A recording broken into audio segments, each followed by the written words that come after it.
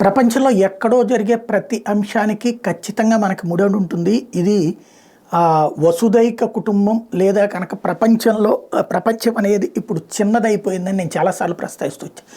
ఎక్కడో ఇజ్రాయెల్, ఎక్కడో హౌతీ, ఎక్కడో హమాస్, ఎక్కడో లెబనాన్, ఎక్కడో హిజ్బుల్లా, ఇవన్నీ మాకెందుకు అని మాట్లాడే వాళ్ళు కూడా కొంతమంది ఉన్నారు. కానీ ప్రతి పరిణామం చివరికి మన దగ్గరకు వస్తుంది. రష్యా ఉక్రెయిన్ యుద్ధం వాళ్ళు ఎక్కడో కొట్టుకుంటుంటే మనకెందుకంటే బంగారం రేట్లు పెరిగిపోయినాయి, ఆయిల్ రేట్లకి భారీ సంక్షోభం వచ్చింది. అట్లాగే ఇప్పుడు హిజ్బుల్లా, హౌతీ, తర్వాతన హమాసు వీళ్ళందరూ చేస్తున్నటువంటి వారు ఇరాన్ వాళ్ళకి వెనక నుండి ప్రోత్సహిస్తున్నటువంటి విధానం ఇంపాక్ట్ ఇప్పుడు భారతదేశానికి కూడా తగిలింది.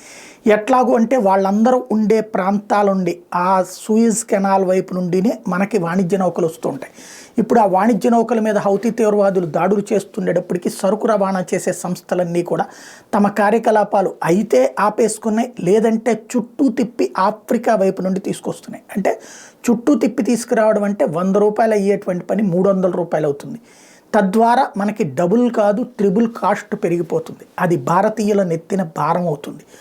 మరొక వైపున ఇంపోర్ట్స్ తగ్గిపోతాయి, అంటే సముద్ర రవాణా తగ్గిపోతుంది. దాని పర్యవసానం మనకి సరుకు కొరత ఏర్పడుతుంది, అప్పుడు ధరలు పెరుగుతాయి. ఈ క్లిష్ట సమయంలో ఈ పరిస్థితి అన్నటువంటిది ప్రమాదకరమైనటువంటిది. భారతదేశం ఈ ఇబ్బందిని ఫేస్ చేస్తుంది.